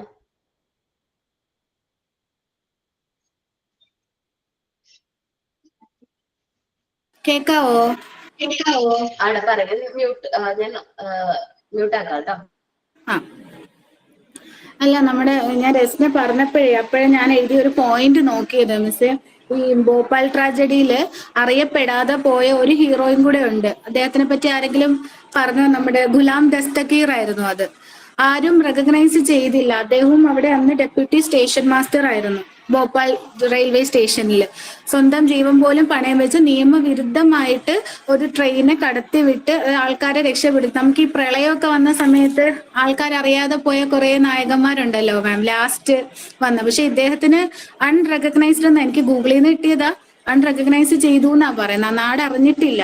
അദ്ദേഹം 2003 മരണപ്പെടുകയും ചെയ്തു. ഈ സെയിം ഇതായിരുന്നു. ഈ ഒരു അദ്ദേഹം ഇത് ശ്വസിച്ച് ത്രോട്ട് ക്യാൻസർ ആയിട്ടാണ് നമ്മുടെ ഗുലാം ദസ്തഗീർ മരിച്ചത്. അതൊരു കഥ പോലെ തന്നെ കൊടുത്തിട്ടുണ്ട് മലയാളത്തിൽ. അത് വായിക്കാൻ ഒരുപാടുണ്ട്. അപ്പൊ രസ്ന പറഞ്ഞപ്പോ എനിക്കത് ഓർമ്മ വന്നു, ഈ പോയിന്റ്. അതാ ഞാൻ പറഞ്ഞത്, ഗുലാം ദസ്തഗീർ എന്ന് വെച്ചാൽ നാട്, ലോകം അറിയാതെ പോയ ഒരാളാണ്. ഇതിനു വേണ്ടി നിന്ന് നിയമവിരുദ്ധമായിട്ടാണെങ്കിൽ പോലും ഡ്യൂട്ടി സമയത്തുണ്ടായിരുന്ന ആയിരക്കണക്കിന്, ഇത്രയും ലക്ഷക്കണക്കിന് ആൾക്കാർ ചുറ്റും മരിച്ചുകൊണ്ടിരുന്നപ്പോ അദ്ദേഹം സ്വന്തം ജീവൻ പോലും നോക്കിയില്ല. ഫാമിലിയൊക്കെ ഉള്ള ഒരാൾ തന്നെയാണ്. പക്ഷെ അതിനുവേണ്ടി നിന്ന് ഇവരെ രക്ഷപ്പെടുത്തി. ഒരുപാട് ആയിരക്കണക്കോളം ജീവനുകൾ രക്ഷപ്പെടുത്തി. അദ്ദേഹം 2003 മരണപ്പെട്ടു. ഈ ഒരു ഈ ത്രോട്ട് ക്യാൻസർ ആയിട്ടാണ് മരിച്ചത്, ഈ സെയിം പുക ശ്വസിച്ചിട്ട്. അപ്പൊ ആ ഒരു പോയിന്റ് പറയാൻ വന്നതാ മിസ്. ഇപ്പൊ ഒരുപാട് വീരനായകന്മാരുണ്ട് ഇതിന്റെ.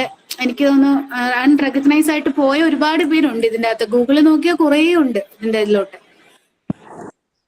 Thank you. അപ്പൊ നമ്മൾ പറഞ്ഞുകൊണ്ടിരുന്നത് ചിൽഡ്രൻസ് വിത്ത് ഫിസിക്കൽ ഡിസബിലിറ്റിയിലാണ്. ഞാൻ കുറച്ച് ഇൻസിഡൻസിനോട് ഫാത്തിമ മ്യൂട്ടാക്കിട്ടോ. ഓക്കെ, അപ്പോ നമ്മള് ചിൽഡ്രൻസ് വിത്ത് ഫിസിക്കൽ ഡിസബിലിറ്റിയുടെ കാര്യം പറഞ്ഞത്. ഒരുപാട് കാരണം കൊണ്ട് കുട്ടികളില് ഫിസിക്കൽ ഡിസബിലിറ്റീസ് അല്ലെങ്കിൽ ഫിസിക്കൽ ഹാൻഡിക്യാപ്പ് വരാനുള്ള ചാൻസ് ഉണ്ട്. ചിലപ്പോൾ ആക്സിഡൻസോ മറ്റ് ഇഞ്ചുറീസോ അല്ലെങ്കിൽ ഇതേപോലെ എൻഡോസൾഫാൻ, ഭോപ്പാൽ അല്ലെങ്കിൽ ഞാൻ പറഞ്ഞ പോലെ കേസരി ഡാലിന്റെ കൂടുതലായിട്ടുള്ള ഉപയോഗം മൂലമൊക്കെ നമുക്ക് ഒരുപാട് പ്രശ്നങ്ങൾ കുട്ടികൾ ഫേസ് ചെയ്യുന്നുണ്ട്. അപ്പോൾ നമുക്ക് ഇവർക്ക് വേണ്ടി ചെയ്യാൻ പറ്റുന്നത് എന്താന്ന് വെച്ചിട്ടുണ്ടെങ്കിൽ അവർക്ക് വേണ്ട കാര്യങ്ങൾ, അവർക്ക് ആവശ്യമുള്ള എക്യുപ്മെന്റ്സ്, ഇപ്പൊ വീൽ ചെയർ ആവട്ടെ, വോക്കേഴ്സ് ആവട്ടെ, അങ്ങനത്തെ കാര്യങ്ങൾ നമുക്ക് അവർക്ക് പ്രൊവൈഡ് ചെയ്യാം.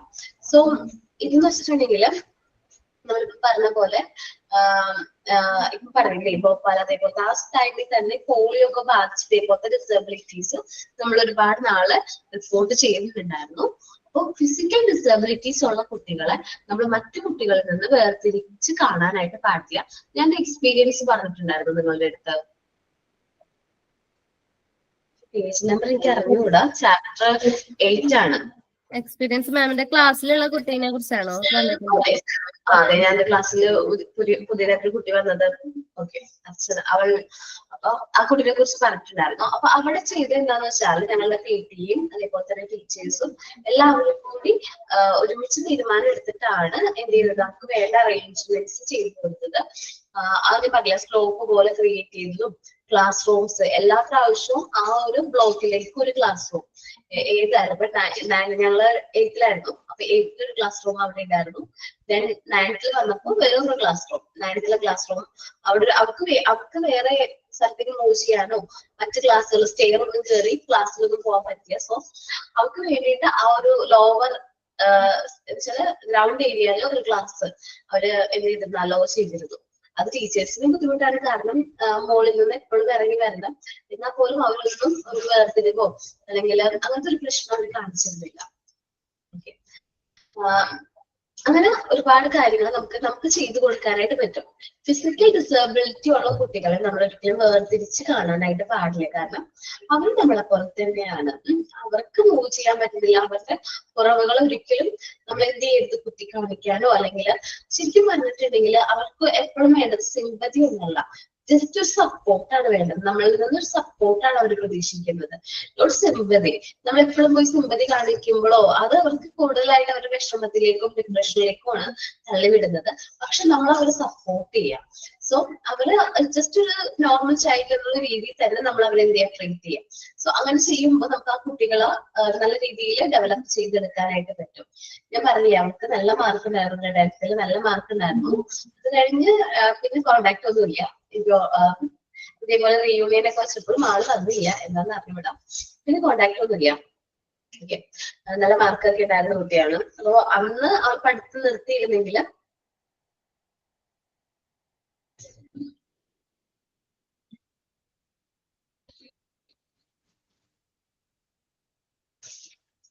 ഓക്കേടാ. There are children with various types of physical handicap. അപ്പൊ നമ്മുടെ ചുറ്റുപാടും ഒരുപാട് കുട്ടികൾക്ക് ഫിസിക്കൽ ഹാൻഡിക്യാപ്റ്റ് ഉള്ള അല്ലെങ്കിൽ ഫിസിക്കൽ ഡിസബിലിറ്റീസ് എന്ന് പറയുന്നത് ഡിഫറെന്റ്ലി ബിൽഡ് എന്ന് പറയാം. നമുക്ക് ഡിസബിലിറ്റീസ് എന്ന് പറയുമ്പോൾ എന്തൊരു കുറവ് എന്നുള്ളൊരു ഒരു വേർഡാണ് വരുന്നത്. അപ്പൊ നിങ്ങൾ ചെയ്യാം, ഡിസബിലിറ്റീസ് എന്ന് പറയുന്നതിന് നല്ലതായിട്ട് ഡിഫറെന്റ്ലി ബിൽഡ് എന്ന് പറയാം. നമ്മുടെ ഗവൺമെന്റ് എന്നത് മാറ്റിയിട്ടുണ്ട്, ഡിസബിലിറ്റീസ് യൂസ് ചെയ്തത് എന്താണ് ഡിഫറെന്റ്ലി ബിൽഡ്. അതൊക്കെ വ്യത്യസ്തമായ കഴിവുകൾ നമ്മൾ അവരെ ഡിസബിലിറ്റി ആണെന്ന് പറഞ്ഞ് മാറ്റി നിർത്തല്ല വേണ്ടത്. Okay, some of the physical abnormalities are cognitive or the result of future disease. ചില ഡിഫിക്കൽട്ടീസ് അല്ലെങ്കിൽ അബ്നോർമാലിറ്റീസ് വരുന്നത് ചിലപ്പോൾ പാരമ്പര്യമായിട്ടോ അല്ലെങ്കിൽ നമ്മള് അമ്മയുടെ ഗർഭസ്ഥാവസ്ഥയിൽ ഇരിക്കുമ്പോഴോ ഈ ഡിസബിലിറ്റീസ് സംഭവിക്കാം. These can be also occurs due to nutritional deficiency or accident. അമ്മയ്ക്ക് ന്യൂട്രീഷൻ ഡെഫിഷ്യൻസി ഉണ്ടായിരുന്നു, ആ ഒരു പ്രോപ്പർ എമൗണ്ട് എന്ത് കിട്ടിയില്ല, ന്യൂട്രീഷൻസ് കിട്ടിയില്ല, അല്ലെങ്കിൽ നമ്മൾ പ്രഗ്നന്റ് ആയിരുന്ന സമയത്ത് എന്തെങ്കിലും ആക്സിഡന്റ് സംഭവിച്ചു, അതുമൂലവും നമുക്ക് കുട്ടികൾക്ക് ഡിസബിലിറ്റീസ് ജനിക്കുമ്പോൾ തന്നെ സംഭവിക്കാനുള്ള ചാൻസ് ഉണ്ട്. അങ്ങനെ ഡിഫിക്കൽട്ടീസ് വരാനുള്ള ചാൻസ് ഉണ്ട്. അപ്പം നമ്മള് മാൽന്യൂട്രീഷൻ കാരണം അട്ടപ്പാടിയിലൊക്കെ ജനിക്കുന്ന കുട്ടികൾക്ക് അവിടെ അട്ടപ്പാടി ആ ഒരു റീജിയനിൽ ശിശുമരണ നിരക്ക് കൂടുതലാണെന്നൊക്കെ നിങ്ങൾ കേട്ടിട്ടുണ്ടോ? കേട്ടിട്ടില്ല? കേട്ടിട്ടുണ്ട്. നമ്മൾ പത്രത്തിലൊക്കെ എപ്പോഴും നമ്മൾ കേട്ടിട്ടുണ്ടാവും അട്ടപ്പാടി ആ ഒരു ഏരിയയില്. എനിക്ക് തോന്നുന്നു ആ ഒരു ഏരിയയിലുള്ള ഒരു കുട്ടി നമ്മുടെ ബാച്ചിലുണ്ടായിരുന്നു, എനിക്കൊരു 5th ബാച്ചാണ്. ആള് പറഞ്ഞൊരു ഇൻസിഡന്റ് എനിക്ക് എന്തോ കൂടുതൽ ഞാൻ ചിന്തിച്ചു. കാരണം അവിടുത്തെ സ്ത്രീകളും മദ്യപിക്കാറുണ്ടെന്ന്, അട്ടപ്പാടി അല്ലെങ്കിൽ ആദിവാസി മേഖലയിലെ സ്ത്രീകളും എന്ത് ചെയ്യുന്നുണ്ട്, മദ്യപിക്കുന്നുണ്ടെന്ന്.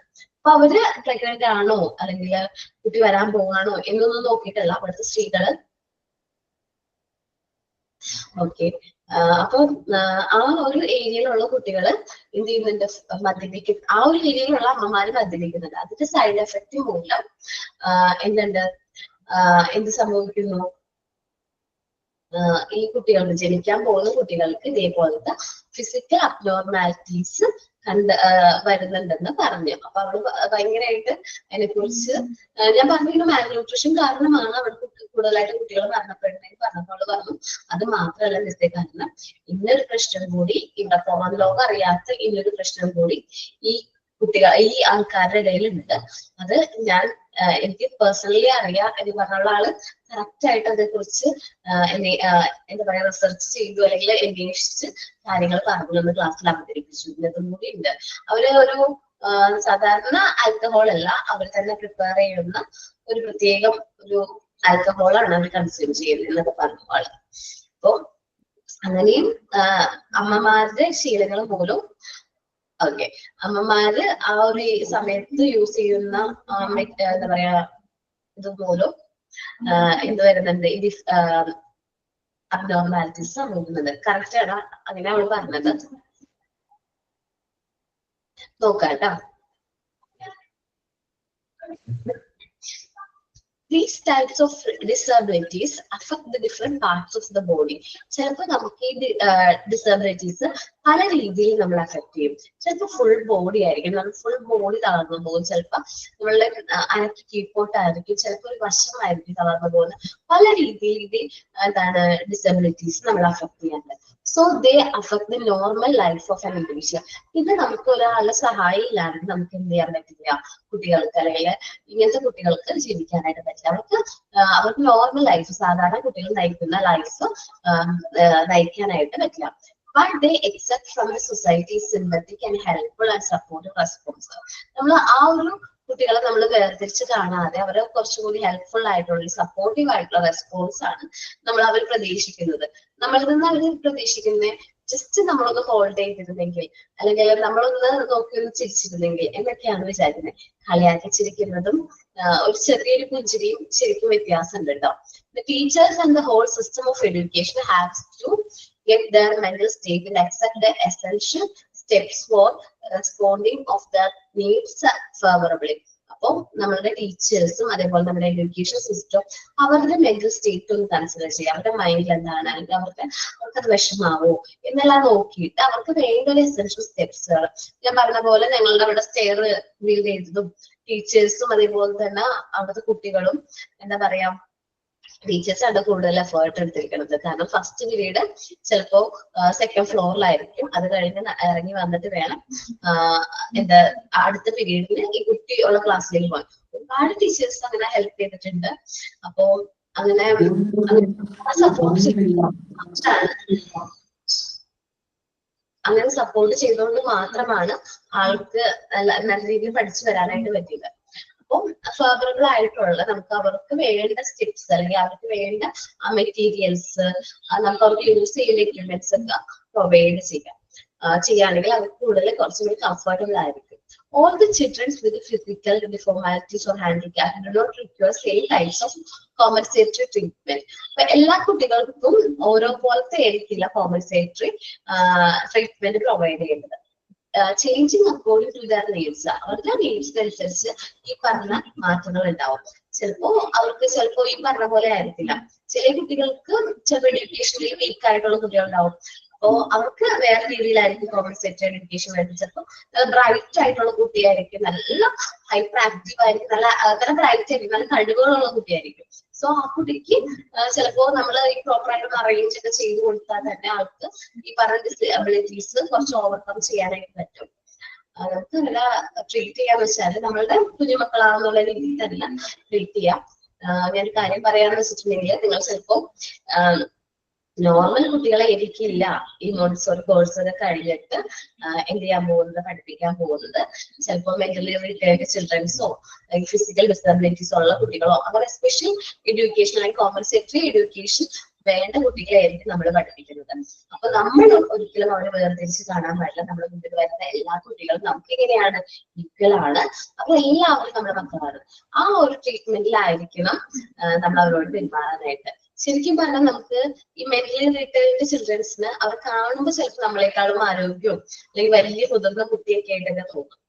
മാനസികമായ വെല്ലുവിളികൾ നേരിടുന്ന കുട്ടികൾ ശരിക്കും. പക്ഷെ അവർ നമ്മളിൽ കാണുന്നത് അവരൊരു സെക്കൻഡ് മദർ എന്നുള്ള രീതിയാണ്. അവർ വീട്ടിൽ അവരുടെ അമ്മനോട് കാണിക്കുന്ന അതേ സ്നേഹമായിരിക്കും നമ്മളോട് അവർ കാണിക്കുന്നത്. ചിലപ്പോൾ നമ്മുടെ തോളത്ത് വന്നൊന്ന് അത് കിടക്കും. ശരിക്കും പറഞ്ഞാൽ അവർ അത്രയും കംഫർട്ടബിൾ ആണ്, നമ്മുടെ അടുത്ത് അവർ അത്രയും സേഫ് ആണെന്നുള്ളൊരു ഫീലിംഗ് അവർക്ക് കിട്ടുന്നതുകൊണ്ടാണ് അവരൊന്ന് തോളത്തൊന്ന് വന്ന് ചാഞ്ഞ് കിടക്കുന്നത്. അപ്പൊ നമ്മളൊരിക്കലും തട്ടി മാറ്റി അല്ലെങ്കിൽ അവരോടൊരു പ്രത്യേക അകൽച്ച കാണിക്കുകയോ ഒന്നും ചെയ്യരുത്.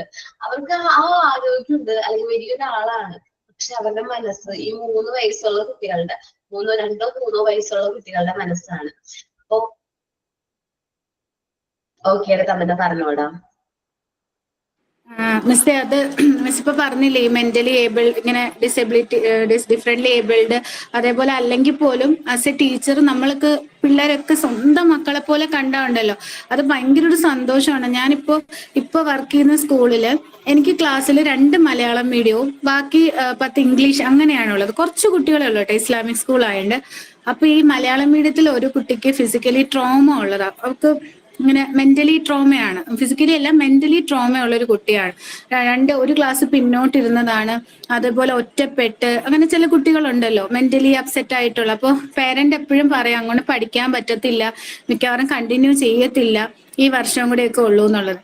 അപ്പോ മിസ് ഇപ്പൊ പറഞ്ഞ പോലെ എന്റെ ഒരു ഇത് മാത്രമല്ല കേട്ടോ, ഇവിടുത്തെ ഈ ഒരു നമ്മുടെ ഇതേപോലെ അപർണ മിസ്, ജിഷ മിസ്, എല്ലാ ടീച്ചേഴ്സും നമ്മുടെ ഈ ഒരു സ്മാർട്ട് അക്കാഡമിയുടെ എല്ലാവരുടെയും സപ്പോർട്ട്, നമ്മുടെ ക്ലാസിന്റെ ഒരു ഇതോടെ ഞാൻ ധൈര്യത്തോടുകൂടി അത് അവിടെ എന്താ പറഞ്ഞ അപ്ലൈ ചെയ്തു എന്ന് പറയാം. ഇപ്പൊ ഞാൻ ഇത് പഠിച്ചുകൊണ്ടിരിക്കുന്നു, ഇത് നേരെ എന്റെ സ്കൂളിലാണ് ഞാനിത് അപ്ലൈ ചെയ്യുന്നത്. അവിടെ എന്റെ പിള്ളേരെ എല്ലാം എന്റെ മക്കള്, എന്റെ മോനെ പോലെ കണ്ട് അവരെ സ്നേഹിക്കാൻ തുടങ്ങിയപ്പോ സെക്കൻഡ് ടേമിൽ വളരെ പ്രൗഡായിട്ട് എനിക്ക് പറയാം, ഇംഗ്ലീഷും ബയോളജിയുമാണ് എന്റെ സബ്ജക്ട്. 2 സബ്ജക്റ്റിനും എല്ലാവർക്കും A ഗ്രേഡ് ഉണ്ട്. കുറെ പേർക്ക് B+, 2 പേർക്കുണ്ട് കൂടുതൽ A ഗ്രേഡ്. പേരൻസ് എല്ലാം ഈ ആഴ്ച മൺഡേ എനിക്ക് ഭയങ്കര സന്തോഷമായി മിസ്. ആസ് എ ടീച്ചർ എനിക്ക് പറഞ്ഞറിയിക്കാൻ വയ്യ, ഞാൻ കരഞ്ഞുപോയി. കാരണം എന്റെ കയ്യിൽ വന്ന് പിടിച്ചിട്ട് പറഞ്ഞു, ഞങ്ങളുടെ മക്കൾക്ക് ഇപ്പോ ടീച്ചർ എന്ന് വെച്ചാൽ അവർക്ക് ജീവനാണ്, ഞങ്ങളുടെ കഴിഞ്ഞിട്ട് ടീച്ചറിനെ മതി, അമ്മയാണ്, അവരുടെ അമ്മയാണ്. അവര് വന്ന് പറയുമെന്ന് വീട്ടില്, രമന ടീച്ചർ ഉണ്ടെങ്കിൽ അങ്ങനെ, ടീച്ചർ ഉണ്ടെങ്കിൽ ഇങ്ങനെ, എല്ലാം എന്റെ അടുത്ത് വന്ന് എല്ലാം പറയും. അവര് വഴി കൂടെ നടക്കുമ്പോൾ ഒരാൾ നോക്കി എന്തെങ്കിലും ശല്യം ഉണ്ടെങ്കിൽ അവർ എന്നെയാണ് വന്ന് ആദ്യം അറിയിക്കുന്നത്. അപ്പൊ ആ ഒരു ഫ്രീഡം കിട്ടിയപ്പോ അമ്മമാർക്ക് ഭയങ്കര സന്തോഷം. അവര് പറയാ എന്തായാലും ഈ അടുത്ത വർഷം ഇൻഷാല്ല ഈ ഒരു സിസ്റ്റത്തിൽ ടീച്ചർ ഉണ്ടെങ്കിൽ ഞങ്ങൾക്ക് ധൈര്യമുണ്ട്, ഞങ്ങളുടെ മക്കളെ ഞങ്ങൾ ഏൽപ്പിക്കും. അത് ഭയങ്കര പ്രൗഡായി പോയി. കാരണം എനിക്കപ്പോ ഏറ്റവും നന്ദി പറയാനുള്ളത് നമ്മുടെ ഈ സ്മാർട്ട് ശ്രീ അക്കാഡമി ഇങ്ങനെ ഒരു പ്ലാറ്റ്ഫോം. കാരണം നമുക്കുണ്ട്, ഇല്ലെന്നല്ല, ദൈവം തന്ന കഴിവ് നമുക്ക് എല്ലാവർക്കും ഉണ്ട്. എന്നാലും ഞങ്ങളെ ഇങ്ങനെ മോൾഡപ്പ് ചെയ്ത് ഓരോ ദിവസവും നമ്മുടെ ക്ലാസ് ടീച്ചറായ Aparna miss, Jayadev sir, Jisha miss, പിന്നെ ആദര മിസ്, അശ്വതി മിസ്, എല്ലാവരും ആരെങ്കിലും വിട്ടുപോയിട്ടില്ലെന്ന് തോന്നുന്നു, എല്ലാവരും ആ തരുന്ന സപ്പോർട്ടും ഈ ഒരു കുട്ടികളെ പോലെ നിങ്ങളെ സ്നേഹിക്കുന്ന കണ്ടിട്ടാണ് ഞങ്ങൾ പഠിക്കുന്നത്. ഞങ്ങൾ സ്കൂളിൽ പോയിട്ട് ഇപ്പൊ മിസ് പറയുന്ന ഈ മോനെ മോനെ, എന്റെ വായിന്ന് എപ്പോഴും കുട്ടികളോട് ഞാൻ പറയും മോനെ, എടാ മോനെ എന്ന് അവർക്ക് ആ തോന്നുന്ന ഒരു സ്നേഹം ഉണ്ടല്ലോ. ഒരു ദിവസം അവര് പറഞ്ഞ്, ടീച്ചർ മാത്രമേ ഉള്ളൂ കേട്ടോ, ഞാൻ ബാക്കി എല്ലാ ടീച്ചേഴ്സിനെ വെച്ച് പറയാം, ടീച്ചറേ ഉള്ളൂ ഞങ്ങൾ ഇത്രയും സ്നേഹിക്കുന്ന, ടീച്ചറേ ഉള്ളൂ ഞങ്ങളെ. ആ ഒരു കെയർ അത് ഇവിടെ നമുക്ക് കിട്ടും. അടിപൊളിയാണ് ആ ഒരു ഫീൽ. അപ്പൊ അവര് അമ്മമാരിങ്ങനെ പറഞ്ഞു, ഞങ്ങൾക്ക് ഒരു പേടിയില്ല, ഫൈനൽ എക്സാം താണ്ട് അപ്രോച്ച് ചെയ്യാൻ പോവാ. ഞാൻ വിളിച്ച ഓൺലൈൻ ക്ലാസ്സിന് എത്ര മണിയായാലും എന്റെ പിള്ളേര് വരും, എത്ര നേരമായിരുന്നാലും. അവർ 8 മണിയാവട്ടെ, ടീച്ചറിന്റെ സമയം പറഞ്ഞു, വീട്ടിൽ വന്ന് പഠിക്കട്ടെ. താങ്ക് യു ഉമ്മ. ഓക്കെ, അപ്പൊ എനിക്ക് ഇതിലും അങ്ങനെ തന്നെ മിസ്, എനിക്ക് ഒരു വ്യത്യാസവും ഇല്ല. ഞാൻ ഇതിലും എന്റെ പ്രായവും എന്നെക്കാളും മൂത്തതാണോ ഇളയതാണോ ഡൗട്ട് ചോദിച്ചാൽ അവർക്ക് തന്നെ അറിയാം. കുട്ടികളെ പോലെ കണ്ട് പഠിപ്പിക്കാനാണ് എനിക്കിഷ്ടം. ചിലപ്പോൾ പ്രായത്തിൽ കൂടുതലുള്ളവരായിരിക്കും, ചേച്ചി എന്നൊക്കെ വിളിക്കേണ്ടവരായിരിക്കും, എന്നാലും കുഴപ്പമില്ല. അപ്പൊ അത് പറയാതിരിക്കാൻ വയ്യ. ഞാനത് ജിഷ മിസ്സിന് മെസ്സേജ് ഇടും, ജയദേവ് സാറിനെ ഇടയ്ക്ക് വിളിക്കാറുണ്ട്, സാറിന്റെ അടുത്ത് പറയും. പിന്നെ അപർണ മിസ്സിന്റെ നമ്പർ ഇല്ല, അതാ മിസ്സിനെ ഇരുത്തിക്കൊണ്ട് പറയുന്നത്. ഞാൻ ഇടയ്ക്കിടയ്ക്ക് എന്റെ വായിന്ന് വരും, മോനെ മോനെ മോനെ, എന്താ മോനെ, എന്നോട് പറ മോനെ. ഈ ഒരു കെയർ ഉണ്ടല്ലോ, ഇത് പറഞ്ഞ് അവർക്ക് എന്താ ജീവനാണെന്ന് വേണമെങ്കിൽ പറയാം. ഞാനില്ലെങ്കിൽ അവരില്ല എന്നൊരവസ്ഥയായി ഇപ്പോ. അത് ഭയങ്കര താങ്ക് യു സോ മച്ച്. ഞാൻ സത്യത്തിൽ വീഡിയോ ഓൺ ചെയ്ത് പറയേണ്ടായിരുന്നു, മറന്നുപോയി. Thank you miss, thank you so much. God bless you, love you. Okay, ഞാൻ നിങ്ങളെ മെസ്സേജ് ഒക്കെ ഇട്ടത് കണ്ടിട്ടുണ്ടായിരുന്നു. ഗ്രൂപ്പില് 2-3 പേര് മെസ്സേജ് ഒക്കെ ഇട്ട് കണ്ടിട്ടുണ്ടായിരുന്നു. അപ്പൊ എനിക്ക് താങ്ക് യു. ഞാൻ ട്രഡീഷണൽ നമ്മളെ കൊണ്ട് ആർക്കെങ്കിലും എന്തെങ്കിലുമൊക്കെ ചേഞ്ചസ് വരുന്നു അല്ലെങ്കിൽ വന്നു എന്ന് പറയുന്നത് കേൾക്കുന്നത് വളരെ സന്തോഷമാണ്. തമ്മനെ അത് എക്സ്പീരിയൻസ് ചെയ്തു. ഇനി നിങ്ങൾ ഓരോരുത്തരും നിങ്ങളുടെ ലൈഫിൽ അത് എക്സ്പീരിയൻസ് ചെയ്യാൻ വേണ്ടി ഞാൻ പ്രാർത്ഥിക്കുന്നു. ഓക്കെ, ഇല്ല ബസ്സേ. Okay, thank you. Okay, sign out ആള് നല്ല ഗംഭീരായിട്ട് പറഞ്ഞിട്ടുണ്ടായിരുന്നു കേട്ടോ. അപ്പൊ നെക്സ്റ്റ് ക്ലാസ്, നെക്സ്റ്റ് ഡേ നമുക്ക് മെന്റലി റിട്ടേൺ ചിൽഡ്രൻസിനെ കുറിച്ചിട്ട് ഡിസ്കസ് ചെയ്യാം. കുറച്ച് കൂടുതൽ നമുക്ക് പറയാനുണ്ട്. കാരണം സാധാരണ കുട്ടികളെ പോലെയല്ല, അവര് കുറച്ചുകൂടി സ്പെഷ്യൽ കെയറും നീഡ്സും ആവശ്യമുള്ള കുട്ടികളാണ്. അവരൊരിക്കലും നമ്മൾ സെപ്പറേറ്റ് ചെയ്ത് ട്രീറ്റ് ചെയ്യരുത്. സോ നെക്സ്റ്റ് ക്ലാസ്സിൽ നമുക്ക് ഡിസ്കസ് ചെയ്യാം. Okay, thank U. നിങ്ങളുടെ എക്സ്പീരിയൻസ് സാറിനോട് ഷെയർ ചെയ്യുക. ഓരോ ടീച്ചേഴ്സിനെ കുറിച്ചിട്ടുള്ള എക്സ്പീരിയൻസ് സാറിന് മെസ്സേജ് അയക്കണം. അത് ഇവിടെ പറയാനുണ്ട്.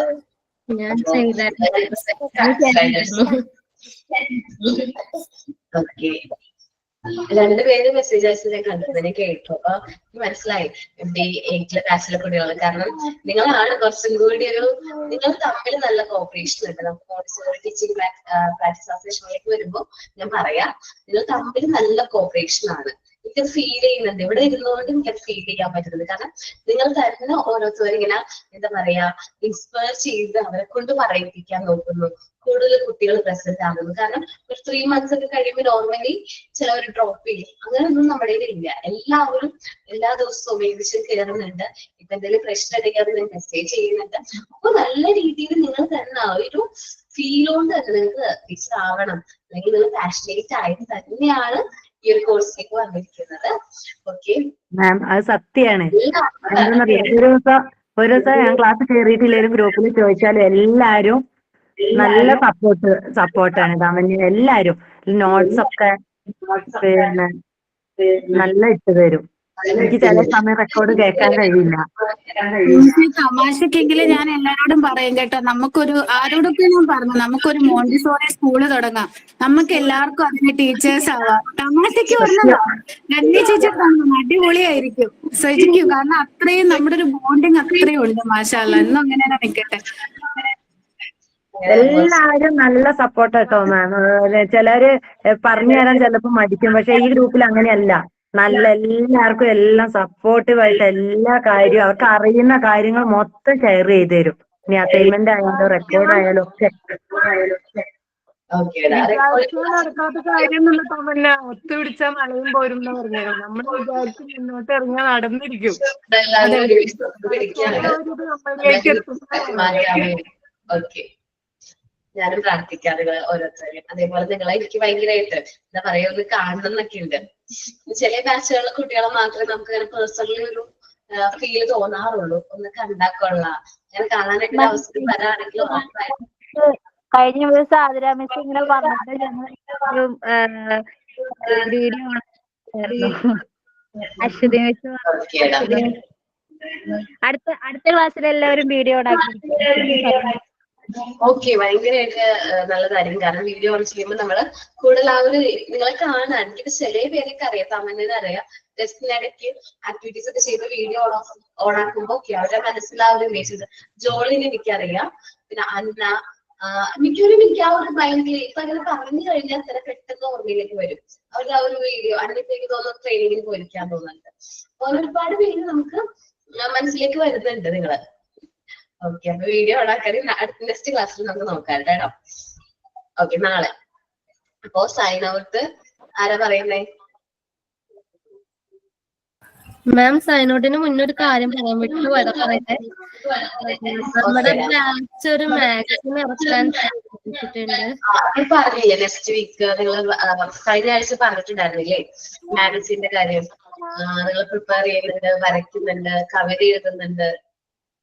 അതിലേക്ക് നമ്മുടെ സ്റ്റാഫിന്റെ കയ്യിൽ നിന്നൊരു വിഷ് കിട്ടിയാൽ കൊള്ളാന്നുണ്ട്. അതായത് ഇപ്പോ സ്റ്റാർട്ടിങ്ങിൽ ഉണ്ടാവുമല്ലോ വിഷസ്, ആശംസകൾ. ടീച്ചേഴ്സിന്റെ ക്ഷമയോട് ചോദിച്ചപ്പോ ഓക്കെ പറഞ്ഞിട്ടുണ്ടായിരുന്നു. ജയദേവൻ സാറിന് ചോദിച്ചു, സാർ അപ്പൊ ബിസി ആയിരുന്നു, മെസ്സേജ് ഇടാൻ റിപ്ലൈ തരാൻ പറഞ്ഞിട്ടുണ്ട്, കിട്ടിയിട്ടില്ല. അപ്പൊ ടീച്ചേഴ്സും കൂടെ തരാണെങ്കിൽ നമുക്ക് ഓക്കെ, ഞാൻ പ്രിപ്പയർ ചെയ്യാൻ വിശ്വസിക്കാം. ഓക്കെ ഓക്കെ, നമുക്കതപ്പോ സെറ്റ് ചെയ്യാം. നെക്സ്റ്റ് ക്ലാസ്സിൽ അതിനെ കുറിച്ച് ഡീറ്റെയിൽഡ് ആയിട്ട് പറഞ്ഞാൽ മതി. സൈൻ ഔട്ട് ആരാ പറയുന്നേ? ഞാൻ പറയാം. സുമയല്ലേ? അല്ല, ജസ്ലത്തയാണ് പറയേണ്ടത്. അപ്പൊ ജസ്ലത്തേക്ക് എന്തോ ഒരു ഇതെന്ന് പറഞ്ഞ് പറയുന്നെങ്കിൽ പറഞ്ഞു. സുമയെന്ന് പറഞ്ഞോ? ഓക്കെ, പറഞ്ഞോടാ. Good afternoon ma'am. മാം, ഞാന് എഴുതിയ ഒരു കവിതയാണ്.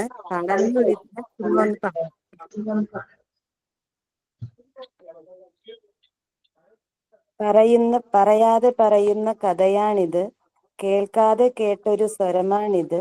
ഞാനിന്നും ഓർക്കുന്നു എൻ ബാല്യവും, മായില്ല മറയില്ല മരണം വരെ. തുള്ളിക്കളിച്ചറ വിദ്യാലയങ്ങളിൽ തുന്നിച്ചേർത്തിരുന്നു എൻ ബാല്യകൗമാരവും. മനസ്സിന്റെ താളുകൾ കീറാതെ സൂക്ഷിപ്പു മണ്ണിലും വിണ്ണിലും അലിയാത്ത ഓർമ്മകൾ. തമ്പുരാൻ കാത്തൊരാ കൈകളിൽ നീ എന്നെ ജീവന്റെ പ്രാണനായി ചേർത്തിരുന്നു. ആദ്യമായി ഞാൻ എൻ്റെ ഉദരത്തിൽ നിന്നും ആ ജീവന്റെ തുടിപ്പ് മറിഞ്ഞിടുന്നു. പേറ്റുനോവിന്റെ ചൂടിനാൽ ഞാൻ എൻ്റെ കൺമണി കുഞ്ഞിനെ കണ്ടിരുന്നു. കണ്ണുനീർ വാർത്ത് തളർന്നിരുന്നു, എൻ കണ്ണിലെ വെള്ളവും തീർന്നിരുന്നു. ജീവിതയാത്രയിൽ സങ്കടപ്പെരുമഴ തോരാതെ എന്നിൽ നിറഞ്ഞു പെയ്തു. പേമാരി പെയ്യിച്ചു ഭയപ്പെടുത്തേണ്ട എൻ മനസ്സിന്റെ കടിഞ്ഞാൺ എനിക്കല്ലയോ. Thank you.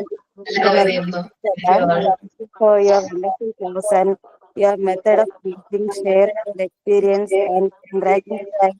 Everything is very inspiring for us. Thank you. Have a nice day. Thank you all. Thank you all.